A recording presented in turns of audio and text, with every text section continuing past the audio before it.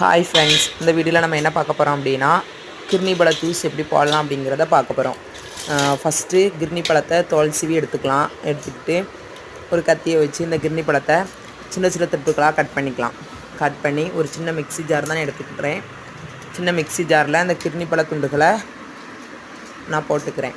அப்புறம் என்ன பண்ணணும் அப்படின்னா இந்த கிர்னி பழத்தை நல்லா ஃபைன் பேஸ்ட்டாக அரைச்சிக்கிட்டு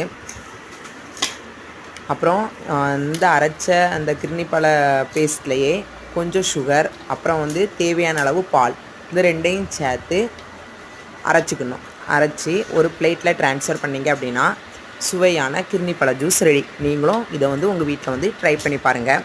மறக்காமல் ஜெமி லைஃப் ஸ்டைல் சேனலை சப்ஸ்கிரைப் பண்ணி வச்சுக்கோங்க. பிடிச்சிருந்தால் லைக் பண்ணுங்கள். எது டவுட் அப்படின்னா கமெண்ட் பண்ணுங்கள். Bye friends.